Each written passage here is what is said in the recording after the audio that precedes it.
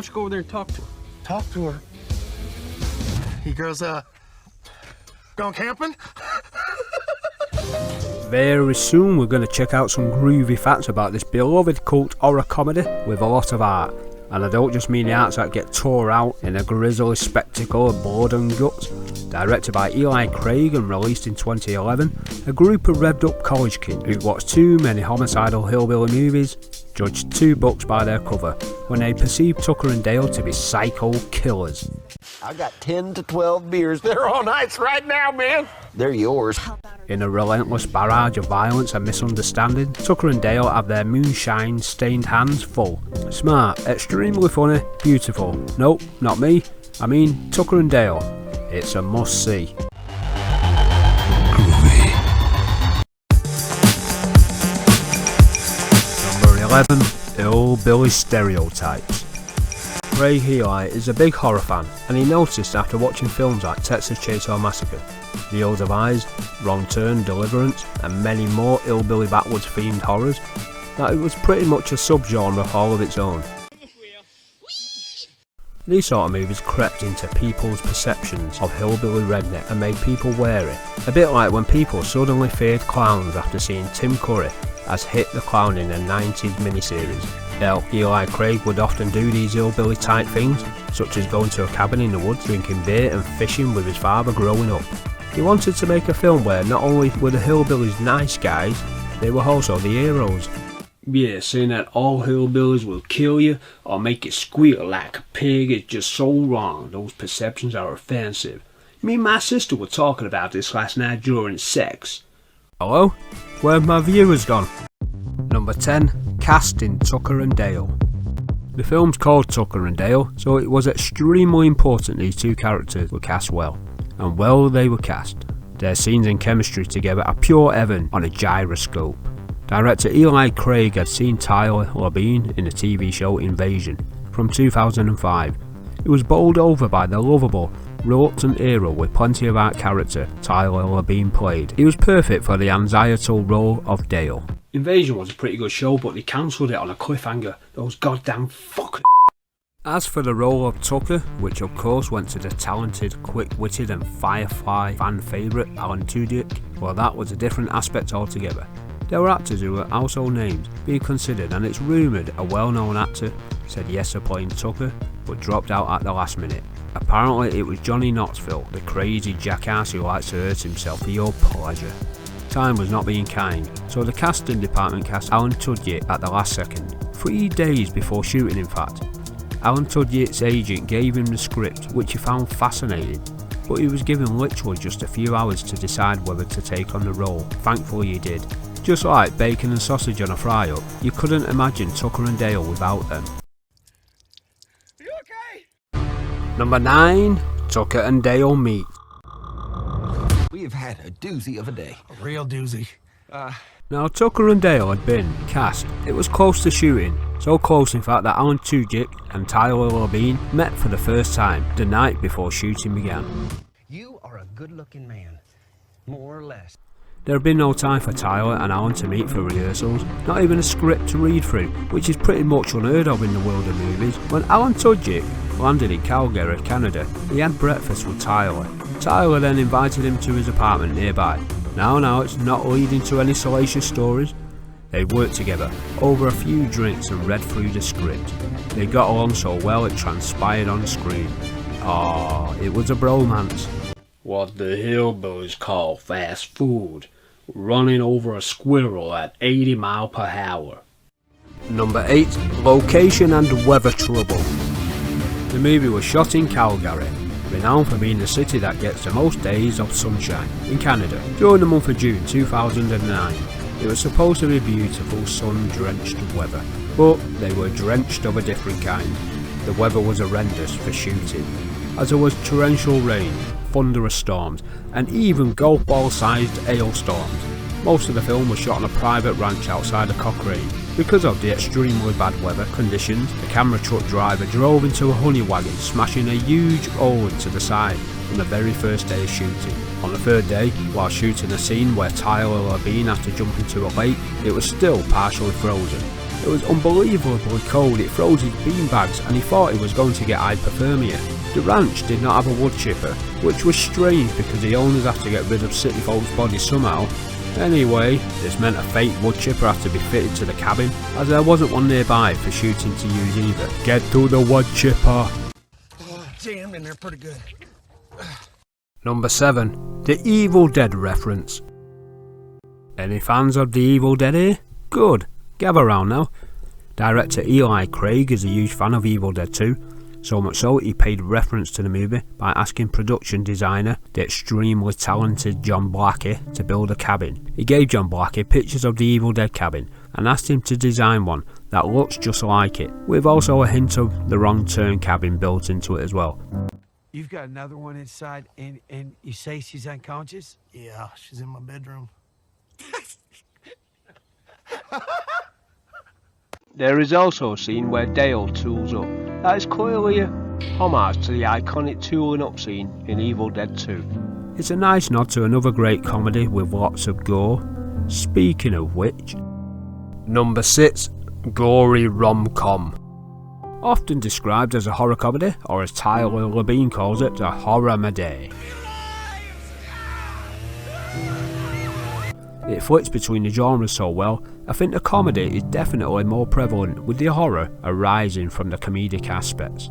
But writer and director Eli Craig is not totally satisfied with it being a horror comedy, and actually says it is a rom-com. He said the film will not work without the romance between Dale and Allison. So when your partner says she's not watching these violent, gory films anymore and insists on watching a rom-com, well, put Tucker and Dale on, and then watch as all the arms and legs fly off. Don't worry, I got you covered. The actors were shocked at how much gore was on set after reading the script. They did not expect it to be as graphic as it was. Costume designer Mary Hyde Care had herself run ragged, topping up supplies of tabletop check shirts. She had to have several replicas ready for each of the shirts, as they were soaked in gallons of gore. I love a bit of gore in my movies.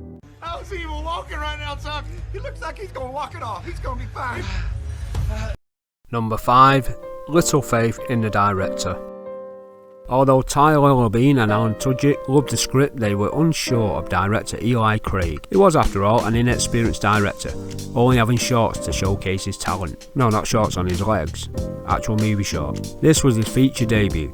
I know, crazy isn't it, for such an amazing film.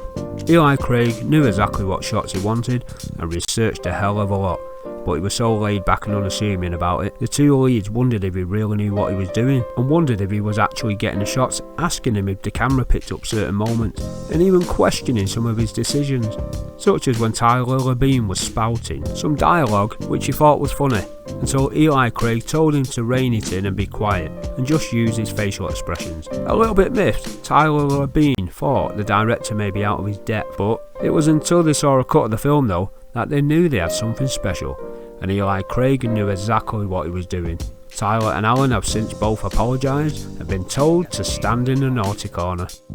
Number 4. Based on true events. This story happened right in these very woods. It was 20 years ago today. Okay, it's loosely based on true events, not so much the Darwin award-winning kids who get slaughtered in various gory ways, but the Tucker and Dale lifestyle. Director Eli Craig's dad built a cabin in the woods in Oregon, USA, and he would often work with chainsaws, often just lying around the cabin. Eli Craig himself, from as young as 6 years old, would use a chainsaw and even bulldozers, which seems absolutely insane. The brilliantly funny scene where Tucker gets stung by bees and is perceived to be an offcut of Leatherface is actually based on a true event too. When he was a kid, Eli Craig heard his dad screaming in the woods. His dad had actually cut into a bee's nest with his chainsaw. He ran around screaming, "Bees! Bees!" like a hillbilly Nicolas Cage, waving his chainsaw crazily. In the hope his son would get out of the way, his dad jumped into the lake to get away. That moment is now part of movie history. Number 3. The disappointing release. Making an independent movie is hard, and it's fair to say the financial risks are possibly heavier, as many people, including big studios and audiences, might not take the risk that often to check out something that's a little bit different. Movies at the cinema, even good ones, are often made using templates and statistics. Audience want to stay in the comfort zone, too often for my liking. I think this could be why some great movies such as this, and even this year's Last Night in Soho, failed at the box office. Many studios such as Lionsgate and Paramount took the film in for a month or two before passing on it.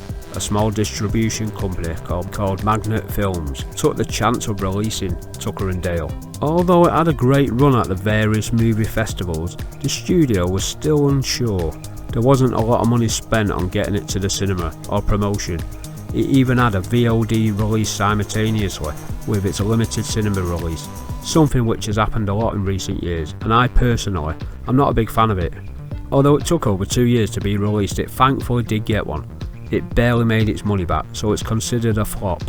It did receive a ton of positive praise from the critics, and it has an 82% score on Rotten Tomatoes, or Tomatoes if you're in the US, if Rotten Tomatoes floats your boat. It has thankfully become a cult classic. It is a classic too, but it's great to see it getting some love. Hillbilly love. Time to die, freak! Number 2. Tucker and Dale are evil. Nope, I've not mispronounced the title, let me enlighten you. There's a feature on the DVD and Blu-ray, which is real pretty. It's called Tucker and Dale Are Evil. It's pretty much the entire movie cut down to less than 20 minutes that shows the storyline from the perspective of the teenagers. So it's perceived as Tucker and Dale being evil and killing the innocent, well in this case at least, kid. No! Tucker and Dale can't be evil! Killer. It's us against them. It's a nice little feature to check out. Now, if they only edited the Mary Poppins film, and we see it as though she's a psycho killer out to devour children's souls. Number 1. Sequel to be or not to be? That is the question. There have been rumours and affirmation that a sequel is in the works for a long time. A bloody very long time. You're okay, you're okay, you're okay. Here, grab a leg. In 2014, Alan Tudyk and Tyler Labine said the sequel for the time being was dead in the water, as the scripts weren't that good. I must admit it must be very hard to choose the best script for this beloved classic, and it's not that easy to tell what may work on the screen. In 2019, Tyler Labine did say Tucker and Dale will be back in some form, as Ian Alan Tudyk and writer-director of the crazy first film, Eli Craig, are working on it.